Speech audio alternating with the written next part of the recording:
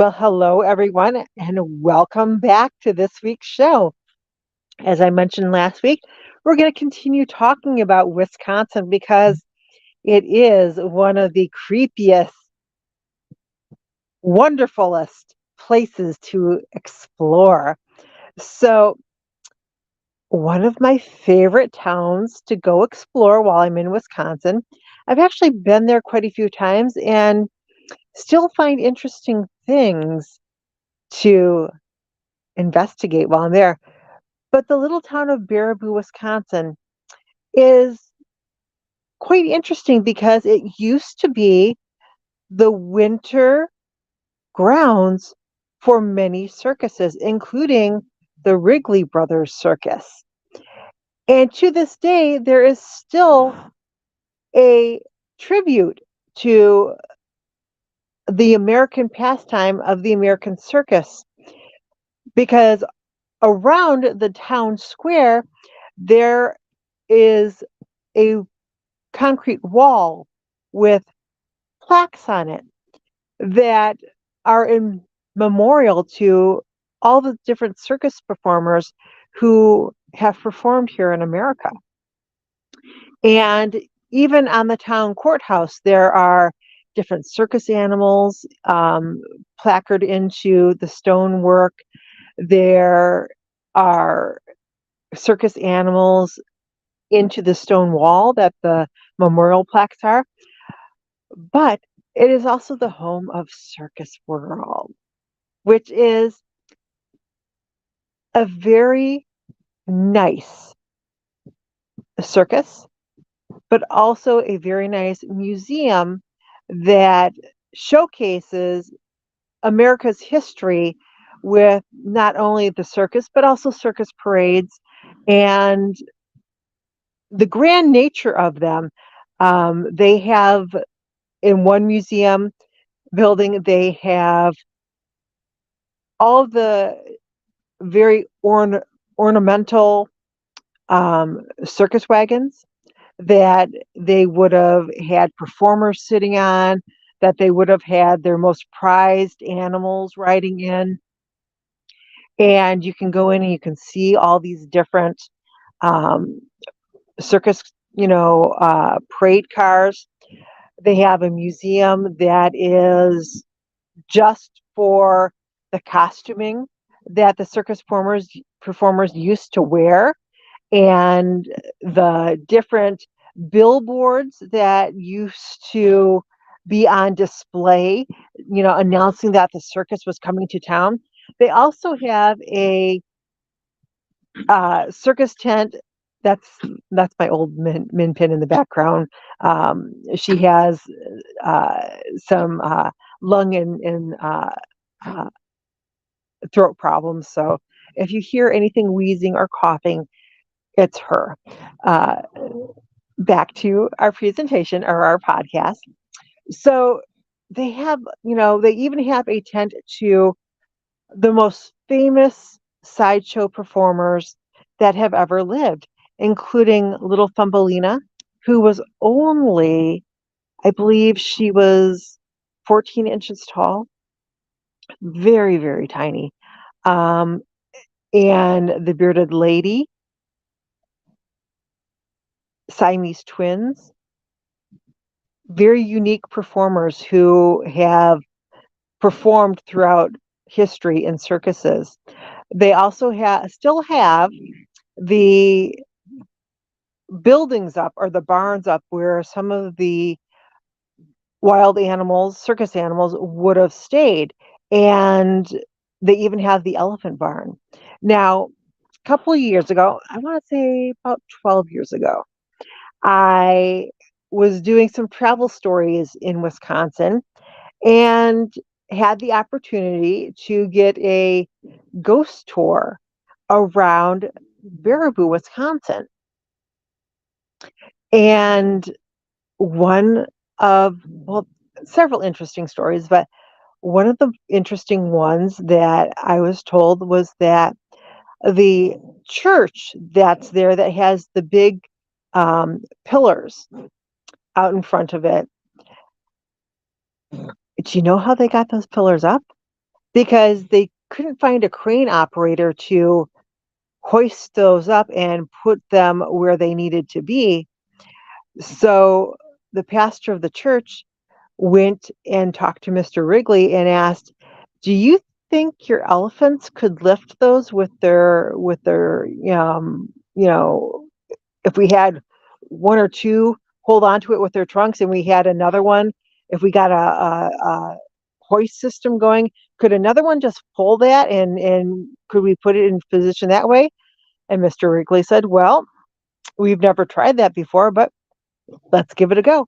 And sure enough, they were able to get in each one of the columns for the church by using elephants.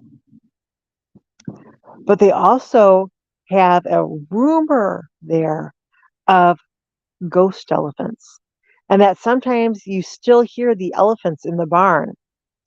And the elephants, when they were first brought over and they were taming them, the elephants would get very agitated if there was thunderstorms, if the weather wasn't right, if they were late being fed, if they heard any loud noises outside. And the elephants would occasionally try to pull down the roof of the barns. They would reach up with their trunks and they would try to pull down the ceiling beams.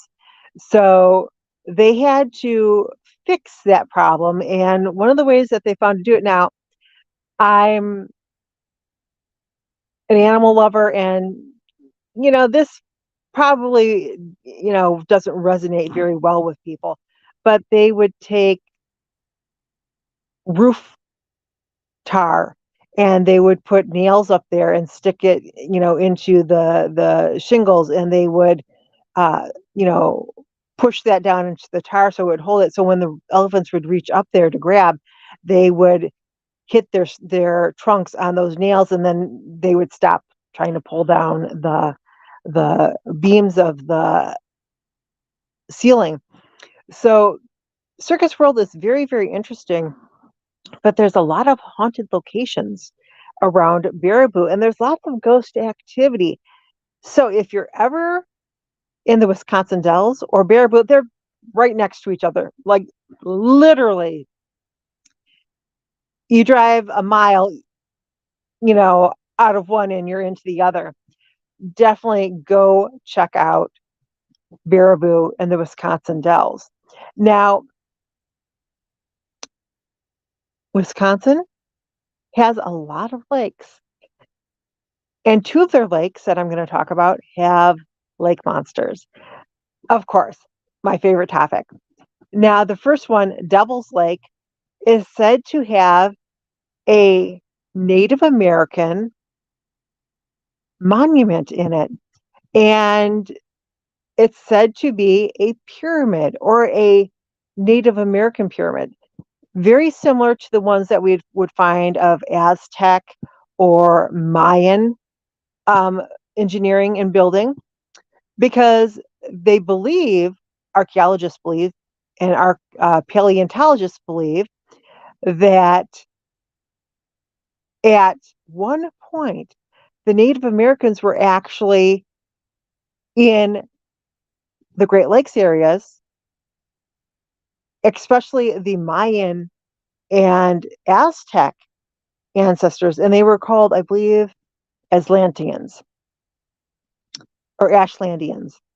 And they settled in this area. Now, before Devil's Lake filled in with water, supposedly they had built a large temple there, and it's in the shape of a pyramid.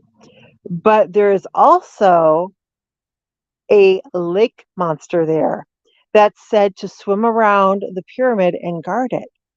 Now, Devil's Lake State Park is very cool. They have lots of hiking paths, but the when I was there, the path that I chose to take, because I wanted to have a really good view of Devil's Lake, was, and I thought it was like the shortest like trail that I could go on. Nobody told me that there was like a million steps cut into the granite to go up to the top to stare at the lake. Now I got there probably 2 o'clock in the afternoon, and this was in September, so not like I had a whole lot of daylight.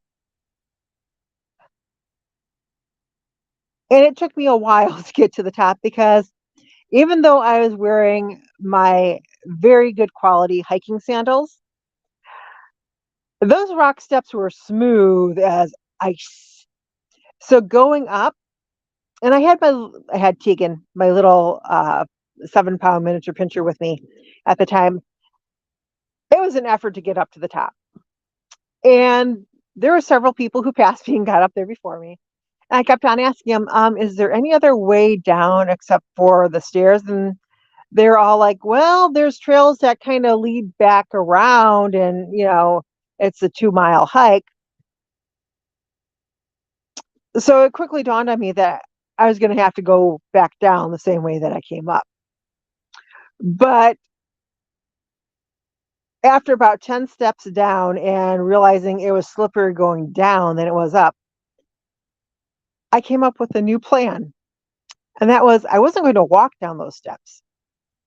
I sat down on my butt and slid myself from step to step down, bracing myself each time that I went. And my little miniature pincher thought, wow, that seems like a great idea, Mom, and sat on my lap the whole way down. So for me, that trail was the scariest, most terrifying trail I have ever hiked, just because the steps were so slippery. Now, the other lake monster, inland lake monster that I'm going to talk about is at Lake Winnebago. And the lake monster is actually called Winnebago. And this lake monster is kind of interesting because one of the eyewitness reports that we have about this lake monster is that a young woman and her companions were sitting, or actually laying, on the beach, and one of them felt something tickling her foot. And she thought it was some boys that were flirting with her. And that is my gargoyle's face. She is trying to make her presence known. She loves to be on podcasts. And so she thought a group of boys might be tickling her foot. And so she sat up to yell at them and realized that there was no boys tickling her feet, but the head of a lake monster that was licking her feet, and proceeded to scream bloody murder, which startled the lake monster and made him slither back into the water. Now, she reported that this lake monster, to her, looked like what we would consider a modern, or not a modern day, but a prehistoric marine reptile called the plesiosaur. Anybody who's familiar with Loch Ness Monster, or what people imagine to be the Loch Ness Monster, one of those long necked flipper paddled, creatures that would swim through the water. And apparently the body of the animal was still in the water, but it had stretched its neck and head out across the beach to lick at her feet, which makes me wonder, were her feet that bad smelling that the lake monster wanted to lick them and try to eat them? We never know. But if you want to hear more about lake monsters and you want to go to a free paranormal conference, head to Milwaukee, Minnesota this weekend, because the Milwaukee Paranormal Conference is happening this weekend. It is free to attend.